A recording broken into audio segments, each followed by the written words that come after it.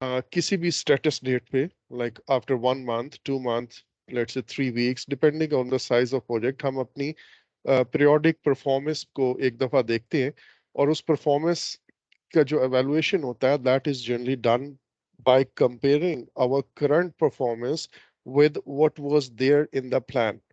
Plan से actual की performance को जब हम कंपेयर करते हैं तो उससे हमें हमारा आज तक का स्टेटस मिलता है, राइट?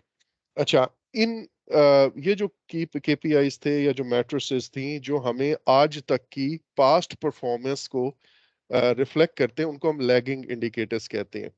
अब हम ये देखते हैं कि ओके, अभी तक की परफॉर्मेंस तो ये है, लेकिन इस परफॉर्मेंस को सामने रखते हुए हम फ्यूचर के बारे में फोरकास्ट करते हैं कि जो मेरे प्रोजेक्ट का बाकी हिस्सा रह गया है उसके अंदर how I am going to perform. इस चीज को हम, या ये जो इंडिकेटर्स हैं जो हमें फ्यूचर की परफॉर्मेंस को प्रेडिक्ट करते हैं या फोरकास्ट करते हैं, उनको हम लीडिंग केपीआईज कहते हैं। और इसके लिए तीन मैट्रिसेस हैं या तीन चीजें हैं जो हम देखते हैं। एक, estimate at completion, this is one thing. Second, to complete performance index. And third, variance at completion. यहाँ पे मैं एक एडिशनल चीज लिख रहा हूं, and that is ETC, estimate to complete. Actual में जो एस्टिमेट एट कंप्लीशन है, it is linked with ETC. ठीक है, ईटीसी क्या है ये अभी मैं थोड़ी देर में, पहले आपको ये सारे कॉन्सेप्ट दूंगा और उसके बाद हम स्लाइड्स पे आएंगे। ईटीसी क्या चीज है ये, आई am sorry, my mouse is not working again. Okay, etc से क्या मुराद है, एस्टिमेट टू कंप्लीट क्या होता है, and how it is related to estimated completion. इसके बारे में मैं अभी आपको ब्लैंक स्क्रीन में जाके कुछ चीजें समझाऊंगा, and then will come back on slides और इस पे हम पढ़ेंगे इन तीनों चारों टर्म्स को। लुक, आपसे अगर मैं ये पूछूं, हम कोई भी एक अब हाइपोथेटिकल एग्जांपल लेते हैं, लेट्स से एक प्रोजेक्ट था, एंड उस प्रोजेक्ट का जो budget at completion, and if you remember, budget at completion is the total final cumulative plan value होती है कि एंड पे जब प्रोजेक्ट कंप्लीट होगा तो उस कंप्लीशन के लिए मेरा प्रोजेक्ट बजट क्या होगा। लेट्स से मैं ये कहता हूं कि यार 12,000 is my budget at completion, right? ये मेरा टोटल बजट अप्रूव हुआ है फॉर कंप्लीट प्रोजेक्ट। अच्छा, उसके बाद अभी लेट से 3 मंथ्स हो चुके हैं प्रोजेक्ट को, और उन 3 मंथ्स में मैं कहता हूं कि मुझे कितना काम करना था, तो उसकी मैं प्लान्ड वैल्यू लिखता हूं, and that is, late say अभी तक in 3 months I had to complete 5,000 worth of work. आपको प्लान्ड वैल्यू का आई गेस कल वाले लेक्चर के बाद या उससे पहले भी आपको अंदाजा होगा कि क्या है। It is the budget kept for, और budget assigned for the planned work. तो पहले 3 मंथ में मैंने जो काम प्लान किया हुआ था उसके लिए मैंने टोटल 5,000 का बजट रखा था, और उसको मैं कहता हूं this is my plan value for first 3 months. Is it clear? इस पे तो कोई डाउट नहीं है? No sir. नो। ओके, अब मैं देखता हूँ कि यार एक्चुअली मैंने कितना काम कंप्लीट किया है। अब हो सकता है मैंने 5,000 का 5,000 काम कंप्लीट कर लिया हो, ये भी हो सकता है कि मैंने सिर्फ अभी लेट्स से 4,000 का काम किया, और ये भी हो सकता है कि मैं 5,000 से ज्यादा काम कर लूं, मींस मैं फोर्थ मंथ का भी कुछ ना कुछ काम कर चुका हूं। तो जितना भी काम मैंने किया होगा, उस काम के लिए जो बजट असाइन था उसको हम अर्नड वैल्यू कहते हैं। और हम इस पर्टिकुलर एग्जांपल में हम कहते हैं कि यार हमारी earned value, let's say, sorry, मेरी जो अर्न वैल्यू है इट इज लेट्स से 6,000। बल्कि ये 6,000 की एग्जांपल नहीं लेनी चाहिए, वो फिर समझ नहीं आएगी आपको। Let's say my earn value is 4,000। Now according to this, what do you think, are we ahead of schedule or behind the schedule?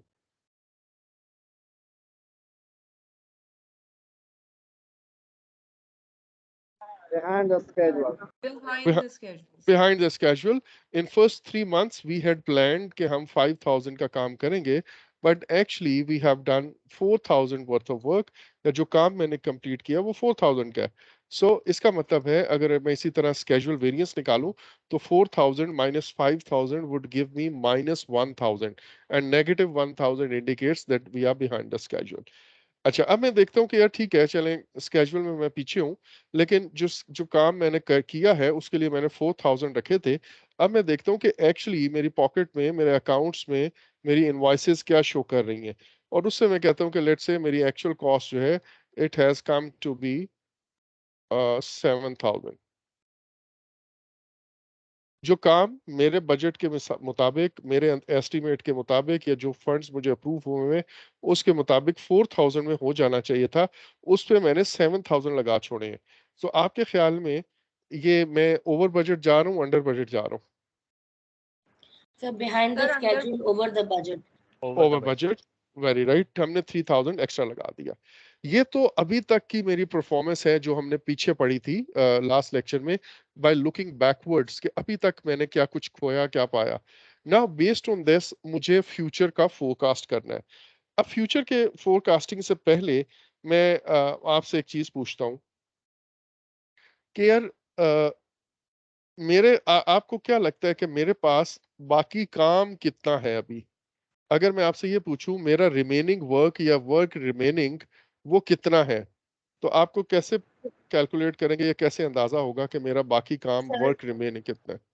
Sir जितना और आपने आपसे अनवेस्ट कंपेयर आपका करेंगे। काम कर लिया है, उसको भी इसी से तो माइनस वन 8000 का काम करना है अभी। One by one, one by one, ठीक है। I guess all of you are correct. Now let me say that again for दोस्त जिन्होंने नहीं समझ आई। मेरा टोटल काम जो था वो 12000 का था, ठीक है, टोटल वर्क मेरा इतना था। उसमें से जो मैंने कंप्लीट कर लिया that is 4000। Earned value completed work को इंडिकेट कर रही होती है, और बजट एट कंप्लीशन ये मेरा टोटल वर्क था, प्रोजेक्ट कंप्लीशन के वक्त कितना बजट मैंने किया वो 12000 है। जब मैं बजट एट कंप्लीशन यानी कि टोटल वर्क जो मेरा प्लान है वो 12000 का है, उसमें से कंप्लीटेड वर्क माइनस कर दूं तो मुझे क्या मिलता है? Remaining work. रिमेनिंग वर्क या वर्क रिमेनिंग, ठीक है, दोनों टर्म्स यूज होती हैं।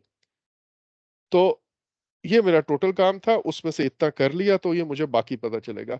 एक और टर्म है या एक और चीज है जो हम सामने रखते हैं, दैट इज फंड्स रिमेनिंग या रिमेनिंग फंड्स, ठीक है। अब ये फंड्स रिमेनिंग से क्या मुराद है, और ये मैं कैसे कैलकुलेट करूं कि मेरे पास पैसा कितना बाकी है? Sir now actual cost actually इनकर हो चुकी है और टोटल जितना बजट रखा है उसमें जो वेरी डिफरेंस है। Right, very right. So total budget मेरा था 12000 का, दैट इज बीएससी। उसमें से मैं अभी तक कितना लगा चुका हूं, दैट इज 7000 या एक्चुअल कॉस्ट, करेक्ट। 12000 में से मैं 7000 ऑलरेडी कंज्यूम कर चुका हूं, और बाकी जो मेरे पास फंड्स बचे हैं वो है 5000 के। 12 माइनस 7, तो मेरे पास 5000 बचे हैं, लेकिन काम मेरे पास कितना बचा है? 8000 का। 8000 का, ठीक 12 है। Minus 4। 12 minus 4, very right. So basically अगर मेरी पास्ट परफॉर्मेंस बुरी है, 1 से कम है, जिसमें मैं ये कहता रहा हूं कि मेरी एफिशिएंसी वाज लेस देन 100%, तो मेरा कुछ पैसा वेस्ट होता रहा है, तो फिर बाकी जो काम मुझे कंप्लीट करना होगा उस पे मुझे एफिशिएंसी बहुत ज्यादा दिखानी पड़ेगी, ठीक है। जहां मैंने 4000 का काम 7000 में किया, दैट मीन्स मैंने 3000 एक्स्ट्रा लगा छोड़े हैं। तो अब जो मेरे पास बाकी काम है वो मुझे बहुत कम में करना पड़ेगा, which is actually very difficult for us. ऐसे ही है ना? जी यस सर। तो इसका मतलब है मैनेजमेंट को जब मैं अपनी पास्ट परफॉर्मेंस इंडिकेट करूंगा, उन्हें बताऊंगा कि यार अभी तक मेरा ये हालात है, तो management would definitely ask me next question, जो मैं असूली तौर पे मैं पहले से ही ब्रीफ करूंगा, लेकिन मैनेजमेंट वुड आस्क मी कि यार आपके ख्याल में फिर 12000 में काम हो जाएगा, बजट एट कंप्लीशन यही रहेगा, या अब आप कोई नया एस्टिमेट लाएंगे for completion of the project? वो जो एस्टिमेट हम नया लाते हैं उसको हम कहते हैं estimate at completion, correct? Okay sir. Right. अब पहले तो मुझे लग रहा था कि मैं 12000 में काम कंप्लीट कर लूंगा, लेकिन ये जो मैं अपने सामने अपने हालात देख रहा हूं, अगर मेरे लक्षण यही रहते हैं तो फिर मुझे नहीं लगता कि मैं 12000 में काम कर पाऊंगा। सो बेसिकली उस वक्त हम एक नया एस्टिमेट भी सजेस्ट करते हैं, उसको हम एस्टिमेट एट कंप्लीशन कहते हैं। I hope this is clear to everyone. Yes sir. अच्छा, ये जो एस्टिमेट एट कंप्लीशन है, ये बेसिकली डिपेंड करेगा एक चीज पे, वो ये कि मेरा ये जो रिमेनिंग वर्क है, ओरिजिनल प्लान के मुताबिक तो ये 8000 का वर्क है, राइट? जो अभी हमने चेक भी किया कि ओरिजिनल प्लान के मुताबिक ये टोटल 8000 का वर्क मेरा बाकी है। हाउएवर, जब मैं अपने अभी तक की परफॉर्मेंस को सामने रखता हूं, जहां पे मैंने 4000 का वर्क 7000 में कंप्लीट किया, इसी तरह 8000 का वर्क, क्या गारंटी है कि मैं 8000 में ही कंप्लीट करूंगा? जब मैं यहाँ पे 4000 का वर्क 4000 में कंप्लीट नहीं कर सका, 7000 में किया है, तो फिर क्या गारंटी है कि 8000 का वर्क भी 8000 में ही हो जाएगा? ऐसा ही है ना? जी सर, ये कोई कंफर्मेशन तो नहीं है कि आप कंफर्मेशन नहीं है, ठीक है। तो इसका मतलब ये है कि मुझे जो नया एस्टिमेट मिलना है, उसके लिए ये जानना जरूरी है कि मेरा जो वर्क बाकी रह गया है वो कितने में कंप्लीट होगा। वो 8000 में होगा, वो 6000 में होगा, वो 10,000 में होगा, वो 14,000 में होगा, या कितने में होगा, आई डोंट नो। ये जो एस्टिमेट होगा, उस एस्टिमेट को हम कहते हैं एस्टिमेट टू कंप्लीट। क्या कहते हैं हम? Estimate to complete. अब ये जो एस्टिमेट टू कंप्लीट है, इसके टर्म तो एस्टिमेट टू कंप्लीट यूज होती है। अब दो टर्म्स यहाँ पे हो रही हैं, एक है एस्टिमेट एट कंप्लीशन और दूसरी है एस्टिमेट एट कंप्लीट। इन दोनों में फर्क है, वो फर्क मैं अभी आपको थोड़ी देर में ये स्क्रीन इरेज करके मैं दोबारा बताता हूँ। लेकिन एस्टिमेट एट कंप्लीशन तो वो टोटल बजट है जो होगा। फॉर एग्जांपल, एस्टिमेटेड कंप्लीशन ये होगा कि अभी तक मैंने कितने लगा लिए, 7000, करेक्ट? ये 7 मैंने अभी तक लगा लिए, प्लस जो बाकी मेरा काम रहता है अब वो कितने में होगा। इन दोनों को मैं ऐड करूंगा तो तब मेरा एस्टिमेटेड कंप्लीशन आएगा। ये बात समझ आ गई है? सही रिपीट कर दें। मैं दोबारा कहता हूं कि एस्टिमेट एट कंप्लीशन कितना होगा, वो ये होगा कि 7000 जो मेरी एक्चुअल कॉस्ट अभी तक लग चुकी है, ये तो वापस नहीं आएगी ना, ये वहीं रही, जी प्लस प्लस जो बाकी काम रहता है वो काम कितने में होगा, जिसका अभी हम जिक्र कर रहे थे कि बाकी 8000 का काम है। अब मुझे नहीं पता वो कितने में होगा, 8 में भी हो सकता है, 7 में भी हो सकता है, 10 में भी हो सकता है, 14 में भी हो सकता है, करेक्ट? ये जो बाकी काम रहता है, इसका जो एस्टिमेट है उसको हम ईटीसी कहते हैं। यानी सर कि हमें वो पता नहीं है, अभी डिफाइंड नहीं है, तो उसके लिए हमने एक छोड़ दिया है खाना, लाइक कि ये एक एक इधर हाँ, हम फिलहाल, हाँ बिल्कुल ऐसे ही है। ये एक्चुअल में यही कैलकुलेट करना मैं अभी आपको सिखाऊंगा। ठीक हो गया? जी सर। अच्छा, सो बेसिकली एस्टिमेटेड कंप्लीशन तो टोटल बजट है। फॉर एग्जांपल, अभी हम डिफरेंट सिनेरियोज ज़हन में रखते हैं वैसे ही रैंडमली। मैं कहता हूं कि यार बाकी जो काम है 8000 का काम है, अब मैंने अपनी इस्लाह फरमा ली है। ठीक है, पहले मैंने 4000 का काम 7000 में किया, तो मैंने ज्यादा लगा दिया, लेकिन अब मैंने अपनी इस्लाह फरमा ली है और अब मैं कहता हूं कि यार 8000 का जो बाकी काम है ये मैं 8000 में ही कर जाऊंगा। तो उस केस में estimate to complete the remaining work मेरा कितना है? सर आपका 8000 है, लेकिन उसके लिए 8000 फंड है। आपके पास 5000 है। हाँ, लेकिन फंड्स को फिलहाल इग्नोर करें, फिलहाल फंड्स को इग्नोर करते हैं, ठीक है? ठीक है। तो लेकिन मेरा एस्टिमेट टू कंप्लीट, ये जो मैंने एक एक अजम्पशन की है कि यार पहले मैं ज्यादा लगाता रहा हूँ, 4000 का काम 7 में किया है, लेकिन अब 8000 का काम मैं 8000 में ही करूंगा, बाकी जो मेरा काम है वो 8000 में ही कंप्लीट होगा। तो इस केस में मेरा ईएसी कितना होगा? 7 plus 8, yes sir, that is actual that cost plus etc. Etc, that is 15,000। तो अब मेरा प्रोजेक्ट 15,000 में कंप्लीट होगा। या मैं ये कहूंगा कि ये मैं मैनेजमेंट को अब नया एस्टिमेट दूंगा कि सर पहले बजट एट कंप्लीशन 12,000 था, लेकिन अभी तक की जो मेरी परफॉर्मेंस है उसमें मेरे 3000 एक्स्ट्रा लग चुके हैं, लेकिन ये मैं आपको गारंटी देता हूं कि जो बाकी काम रहता है अब उस पे मजीद एक्स्ट्रा नहीं लगेगा, वो 8000 में ही होगा। इसलिए मेरा जो टोटल बजट मुझे अब चाहिए होगा दैट वुड बी 15000। तो अब आप देखें 15 और 12 का डिफरेंस वही 3000 है जो अभी तक ज्यादा हो चुका है। अब उसके बाद तो दोबारा नहीं हुआ ना, इंक्रीज नहीं हाँ हुआ। सर। जी जी। ठीक है, तो जो 3000 एक्स्ट्रा लगे एंड तक मेरा एस्टिमेट कहता है कि वो यही होंगे। सो अच्छा, एक सिनेरियो ये है। एक सिनेरियो ये होता है कि नहीं भाई, जिस तरह अभी मेरे लक्षण रहे हैं ये आगे भी यही चलने हैं। अभी भी 4000 का काम मैंने 7000 में किया है, तो फिर 8000 का जो बाकी काम है ये 14000 में होगा। उस केस में मेरा ईटीसी क्या होगा? 14000। ऐसे ही है ना? सर ये अब आप ना स्क्रीन रेज करके केस वाइज बताएं, क्योंकि इस पे बहुत नहीं नहीं, मैं ज्यादा करूंगा मैं करूंगा मैं करूंगा करूंगा। लेकिन आपको ईटीसी और ईएसी का समझ आ गया डिफरेंस क्या है? Yes sir. EAC is estimate, जो नया एस्टिमेट आएगा टोटल बजट का, टोटल प्रोजेक्ट का। लेकिन ईटीसी जो है वो एस्टिमेट है कि मेरा जो बाकी काम रहता है वो कितने में कंप्लीट होगा। Sir, do I make sense अगर ये जो ETC है, अब आपने अगर 14,000 का कहा है तो 14,000 आपका ETC होगा और वेरी राइट। 14,000 आपका EAC होगा। नहीं, 14000 प्लस 7000 ईएसी होगा।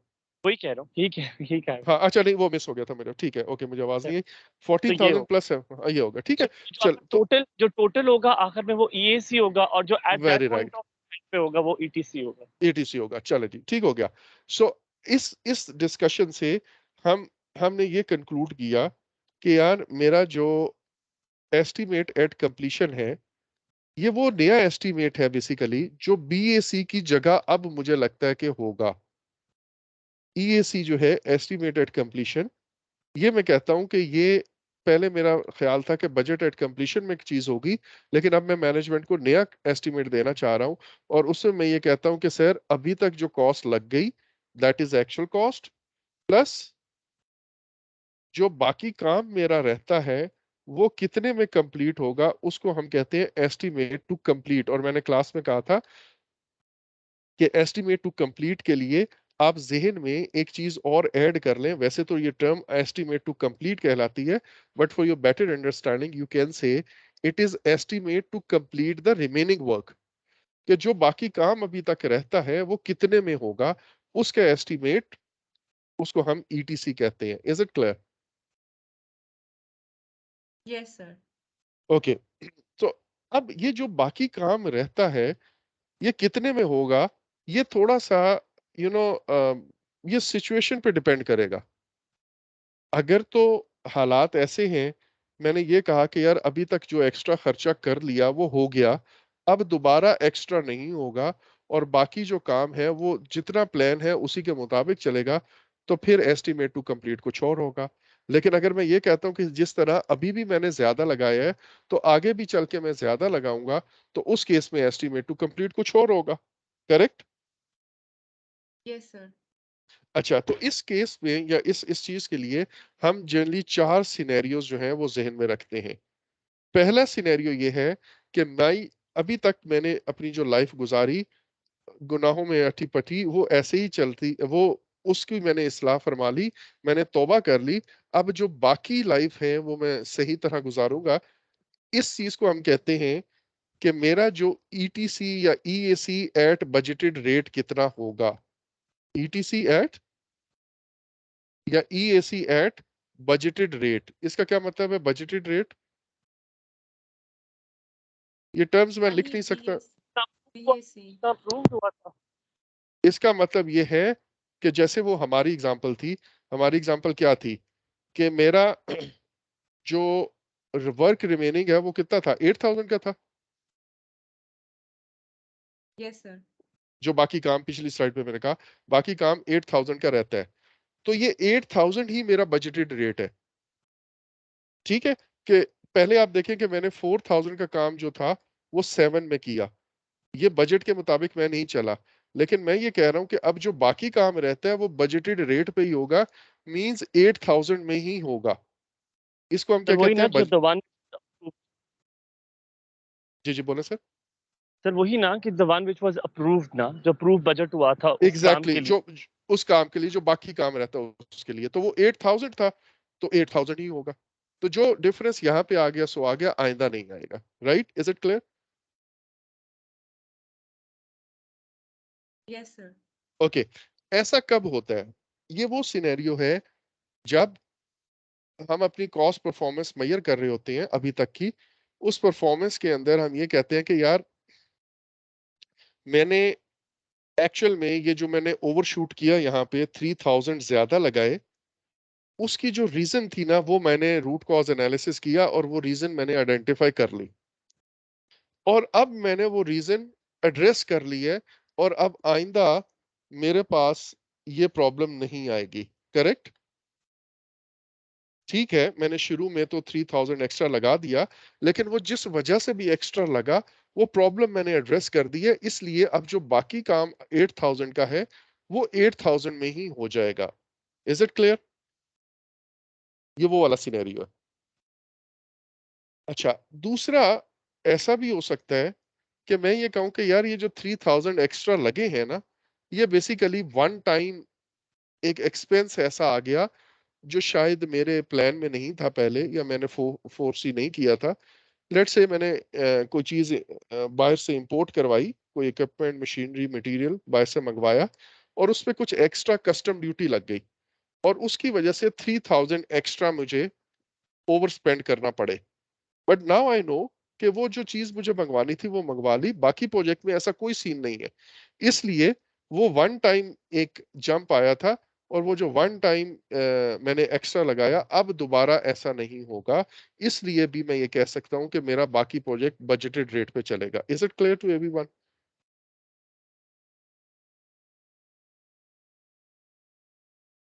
सर नहीं। नहीं? अच्छा देखिए मैं क्या कह रहा हूं, ये बात आपको समझ आ गई कि पहली अजम्पशन ये है कि बाकी जो काम रहता है 8000 का वो 8000 में ही होगा। ये बात समझ आ गई है? Yes.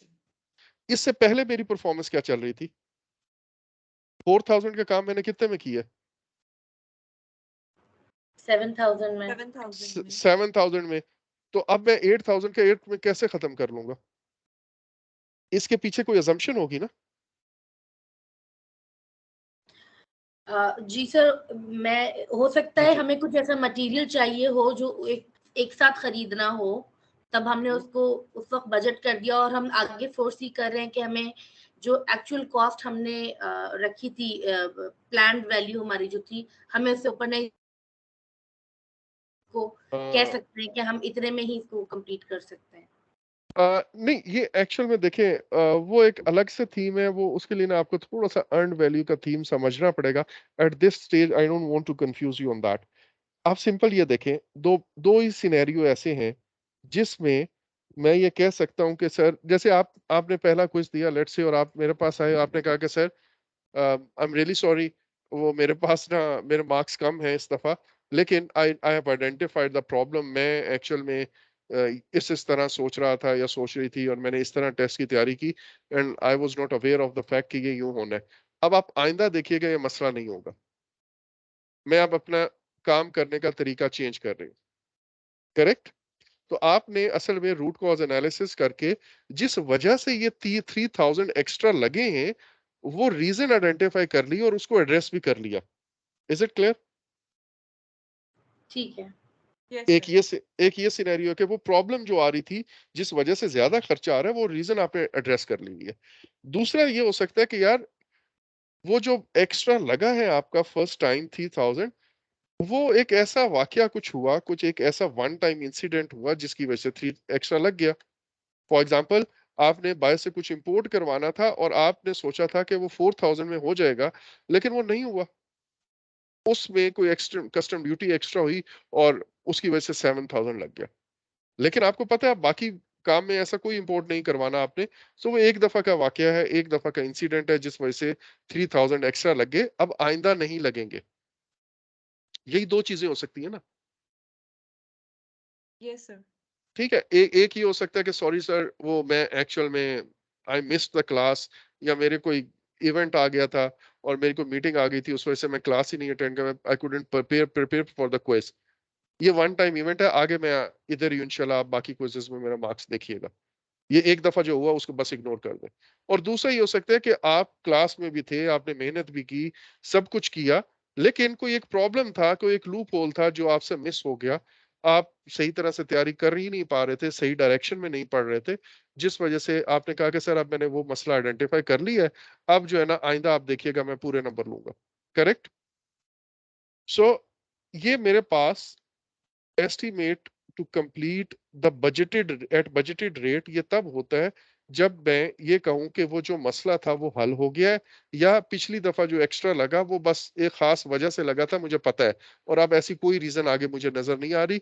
Therefore I will be able to complete the project within given budget. Is it clear? Yes sir. अच्छा, ये पहला सिनेरियो है।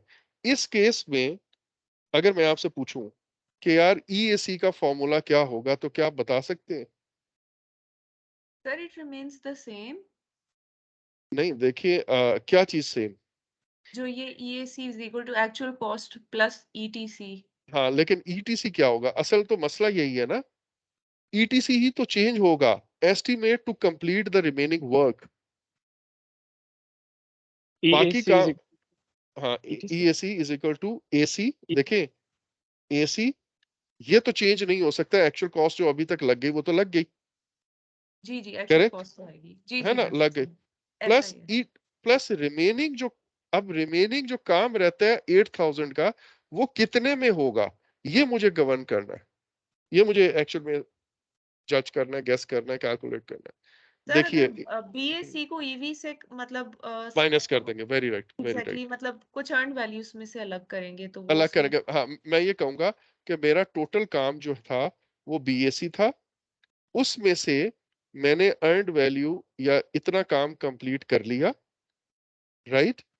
अब जो बाकी काम रहता है वो जितने भी बजट में प्लान है उसी में होगा। लाइक हमारा बीएसी कितना था, लास्ट स्लाइड पे कितना था? 12,000। Yes sir. और उसमें से कंप्लीट कितना हुआ था? 4,000। Yes sir 4000। तो बाकी काम कितना रहता है? 8,000। यस 8000 एक्चुअल कॉस्ट में प्लस हो जाएगा। हाँ हाँ, मैं ये कह रहा हूँ कि अब 8,000 का 8,000 में ही होगा। और अब आप देखें, मेरा एक्चुअल कॉस्ट वो 7,000 प्लस 8,000, तो मेरे पास कितना आ रहा है टोटल? ईएसी कितना आ रहा है? 15000। 15,000, जबकि बीएसी कितना था? सर 12000 था ना। 12,000 था। तो देखिए तो वो जो 3000 का डिफरेंस आ रहा है। वो 3,000 जो यहाँ पे आ गया वो वहीं तक उतना ही रहा, आखिर तक वही 3,000 का डिफरेंस था। करेक्ट?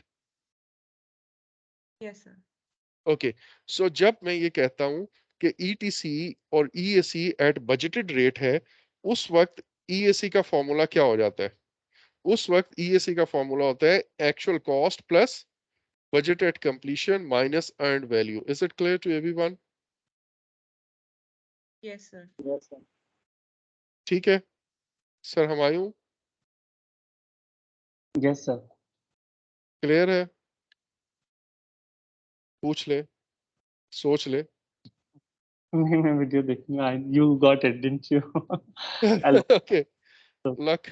Okay, luck. सर देखिए आई थिंक इसकी की ये है कि सब में एक्चुअल कॉस्ट के अंदर एडिशन है, एक तो ये चीज है, और फिर सिनेरियो वाइज आपने आइडेंटिफाई करना है कि आगे क्या चीज ऐड हो रही है या एग्जैक्टली सब्ट्रैक्ट हो रही एग्जैक्टली है। देखें, हमने सिनेरियो वाइज ये देखना है कि बाकी काम जो रहता है वो कितने में होगा, सीधी सी चीज है। अब ये तो डिपेंड करता है, अगर मैं कहूँ कि यार बाकी काम मसला हल हो गए हैं और बाकी काम बजट के मुताबिक होगा तो फिर इस तरह होगा। अगर मैं कहता हूँ नहीं यार, जो अभी तक मेरी कॉस्ट परफॉर्मेंस रही है वही आगे चलेगी, तो फिर etc would be different. Correct? Yes sir ठीक है। आई एम सॉरी। तो पहले केस में मेरी ईटीसी, अगर मैं आपसे पूछता हूं, अब यहाँ पे एक चीज के बारे में बिल्कुल गौर से सुन लें। अगर मैं आपको कहता हूं मेरा ईएसी एट बजटेड रेट क्या होगा, तो आप क्या फॉर्मूला यूज करेंगे? यही वाला AC plus BC minus C। अगर मैं आपसे ये पूछता हूं मेरा ईटीसी एट बजटेड रेट क्या होगा? सर यही वाला EAC EAC AC प्लस नहीं BAC माइनस EV। नहीं नहीं नहीं नहीं, नहीं, लुक लुक, मैं दो चीजें पूछ रहा हूं, दोनों अलग अलग चीजें हैं प्लीज। इसीलिए मैंने लास्ट स्लाइड पे आपको कहा था कि उसको अच्छी तरह समझें। नहीं ईएसी सर, नहीं है कि बीईसी माइनस ईवी, यानी जितना हाँ बजट है हाँ उससे जितना प्लान किया हुआ है बिल्कुल ऐसे, उसी बिल्कुल ऐसे ही है, बिल्कुल ऐसे ही है साजिद। अभी आपने चुप रहना है, यू गॉट इट। ठीक है, आप बिल्कुल ठीक कह रहे हैं। नाउ ईएसी जो है, ये टोटल बजट है वो कितना होगा? लाइक 12,000 बीएससी था, तो 12,000 होगा, 13 होगा, 14 होगा, 15 होगा, कितना होगा? ये मेरा ईएसी है, correct. Etc only talks about the remaining estimate. वो जो बाकी काम 8,000 का रह गया था ना, वो कितने में होगा? Is it clear? जी सर। सर एक बार दोनों क्वेश्चंस फिर से पूछना। मैं दोनों पूछ रहा हूं, एक मैं आपसे, मैं दोनों बैक वक्त पूछ रहा हूं। एक मैं आपसे ये कह रहा हूं कि अगर बजटेड रेट पे ईटीसी है तो फिर ईएसी कितना होगा? उस केस में तो आप ये पूरा फॉर्मूला यूज करोगे, ऐसा ही है यस ना? कि लाइक पहले मेरा बीएससी 12,000 है, 12,000 है। अब मैं कहता हूं कि टोटल एट कंप्लीशन बजट कितना होगा? आप कहते हो सर 15,000 होगा। अब वो 15,000 कैसे आया? वो ऐसे आया कि आपने कहा अभी तक जो खर्चा आ गया 7,000 प्लस जो बाकी काम रहता है वो कितने में होगा, जिसको हम ईटीसी कह रहे हैं, वो 8 में होगा। इन दोनों को ऐड करके यू से कि मेरा ईएसी वुड बी 15,000, करेक्ट।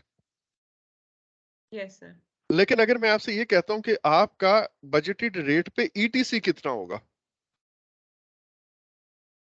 तो फिर आप, we are talking about only this part, ये जो 8,000 है। ठीक है सर, तो ऊपर वाला फॉर्मूला ईटीसी। ओके एग्जैक्टली हाँ, हाँ गॉट तो नहीं, तो ईटीसी क्या होगा यहाँ पे? ETC is equal to this one, ETC is equal to this one. Trust me, समझ में ना पढ़ लें इसको सुकून से। सर नहीं, मिलने आ जाएंगे इंशाल्लाह, निकल जाएंगे। अच्छा वैसे आ जाएगा फिर, ओके ठीक है। अच्छा लक, मैं आपको बार बार कह रहा हूं, ईएसी जब कैलकुलेट करते हैं तो जेनेरिक फॉर्मूला यही रहता है, and that is x, sorry, generic, दोबारा होगा। जेनेरिक फॉर्मूला हमेशा यही रहता है कि ईएसी जो मेरा टोटल बजट एट कंप्लीशन होगा, नया एस्टिमेट एट कंप्लीशन होगा, that EAC is equal to जितना पैसा अभी तक लग गया, that is actual cost, plus मजीद कितना लगना है। ऐसे ही है ना? ये यस जो सर। ये जो मजीद कितना लगना है उसको हम क्या कहते हैं? Estimate to complete. Yes sir. अब ये तो डिपेंड करता है डिफरेंट सिनेरियोज पे कि मजीद कितना लगेगा। तो बेसिकली ये जो ईटीसी है इसका फॉर्मूला चेंज होता चला जाएगा depending upon the scenario, correct. और पहला सिनेरियो जिसमें मैंने कहा था एट बजटेड रेट होगा, उस केस में हम ये कहते हैं EAC is equal to actual cost plus, अभी हमने क्या बोला था? Act- BSC minus EV. हाँ, अब ये बीएसी माइनस ईवी किसका फॉर्मूला है? बीएसी माइनस ईवी ईटीसी का है ना? Yes sir. ये अब आप देखिए, ईटीसी चेंज हो रहा है। ईटीसी क्या है कि बाकी जो काम रहता है वो कितने में होगा, पहली अजम्पशन के मुताबिक बाकी काम इतने में होगा। ऐसे ही है ना? Okay sir. साजिद अब आपने चुप रहना, ठीक है आप बल्कि इनको पढ़ाएं। Okay sir. अच्छा, ये बात देखें, ईटीसी चेंज होता चला जाएगा। दूसरा दूसरा सिनेरियो ये है कि नहीं भाई, वो मसला हल नहीं हुआ, बल्कि जो परफॉर्मेंस मेरी अभी तक रही है वही परफॉर्मेंस आगे चलनी है। ठीक है, उस केस में ईएसी कितना होगा? उस केस में हम कहते हैं EAC would be equal to actual cost plus, अब बाकी फिर again ETC would change here, और ईटीसी क्या होगा इस दफा? ये मेरा बाकी काम है, मेरा बाकी काम कितना रहता है? BAC माइनस अर्नड वैल्यू, ये बाकी काम इतना ही रहता है ना। Yes sir. इसको मैं कह रहा हूं कि ये वो जो CPI वाला रेट है उसी CPI के रेट पे चलूंगा मैं। जो अभी तक मेरी कॉस्ट की परफॉर्मेंस रही है वो CPI है ना यार। ठीक है। ठीक है, अभी तक की कॉस्ट परफॉर्मेंस मेरी क्या रही है? CPI। तो अब इस केस में ETC किसके बराबर हो गया? इस केस में ETC इसके बराबर हो गया। पहले केस में ETC किसके बराबर था? BAC इसके माइनस यानी EV इसमें क्या? CPI इन्फ्लुएंस हो रही है इस केस के अंदर। इस केस में कह रहा हूं कि जो बाकी काम है पहले में था, जो बाकी काम है वो एज इट इज उतने में ही होगा। दूसरे में मैं कह रहा हूं वो जो बाकी काम है उस पे CPI लग रहा है। CPI का क्या मतलब है कि जो अभी तक की मेरी कॉस्ट परफॉर्मेंस है वो इस पे भी अप्लाई हो रही है। यानी कि जो अभी तक मेरे जिस तरह अभी तक कॉस्ट परफॉर्मेंस क्या थी, मैंने 4000 का काम कितने में किया? 7 में ना। 7000। 7000 में। तो इसको मैं जब डिवाइड करता हूं तो ये मुझे क्या देता है? CPI देता है। ये मेरी कॉस्ट परफॉर्मेंस इंडिकेट कर रहा होता है ना, 0 point something. Yes sir. Correct. 0.57 जी जी बिल्कुल। 57। अब यही मैं कह रहा हूं कि यही परफॉर्मेंस मेरी बाकी काम पे भी लगेगी। तो ठीक उस है केस सर। उस केस में ETC ये बन जाता है। पहले केस में ETC ये होगा। अच्छा, अगेन ये जेनेरिक अंडरस्टैंडिंग के लिए ये मैंने आपको फॉर्मूला दिया। इसको जब हम फर्दर सॉल्व करते हैं, अब ऑब्वियसली मैं आपसे सॉल्व नहीं कराऊंगा। अगर आप कहते हैं तो मैं यहाँ पे दोबारा सॉल्व कर देता हूँ, मैंने क्लास में भी सर कराया हम था। डायरेक्ट फॉर्मूला तो लिख सकते हैं ना, BAC बाय CPI के आपने CPI इन्फ्लुएंस एग्जैक्टली कहाँ होगा। बस आपने यही करना है। ठीक है, आपने यही करना है कि EAC अगर आपसे पूछा जाए तो आपने BAC डिवाइडेड बाय CPI। और सर आप CPI। मतलब हिंट तो हमें देंगे ना कि इसमें क्या चीज इन्फ्लुएंस हो रही है या किस तरह केस वाइज हाँ कुछ हाँ ना हाँ, कुछ। ऑब्वियसली आप मेरे दिल का हाल नहीं जानती हैं। सर और मैं इंशाल्लाह आपको हिंट नहीं दूंगा, पूरा क्लियर करके बताऊंगा, राइट। बस सर दुआएं देंगे हमारी नस्लें आपको। बस ठीक है, अल्लाह खैर करेगा। मतलब ऑब्वियसली मैं ऐसा कुछ नहीं छुपाऊंगा, लेकिन मैं आपको बड़ा क्लियरली एक चीज कह रहा हूँ, please focus on one thing. अगर मैंने EAC पूछा है तो आप क्या फॉर्मूला यूज करोगे? ये पूरा यूज करोगे। लेकिन अच्छा, अगर मुझे सिर्फ ये ET बताएं, जी sorry to sir. Interrupt you, जब भी आप BAC पूछेंगे तो then we going to put the formula which is BAC divide by CPI, we are not going to put it correct. BAC नहीं माइनस नहीं, हाँ C, हाँ, राइट? कर भी सो ले तो एक ही बात है, कर भी ले बिकॉज तो एक ही। while I was doing it, so ये तो डेरिवेशन है जो आपने डिराइव करके हमें बताया कि ये फॉर्मूला इस तरह डिराइव हुआ है, ऐसा ही है ना?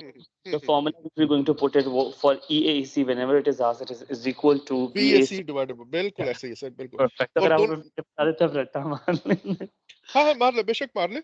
लेकिन दोनों का मैंने असल में ये चीज इसलिए सामने रखी है, ये डेरिवेशन वाली है, ये इसलिए रखी है कि you should be able to see one thing, and that is कि पहला पार्ट वही रहता है, एक्चुअल कॉस्ट प्लस वाला, ये वही का वही रहता है हर फॉर्मूला में।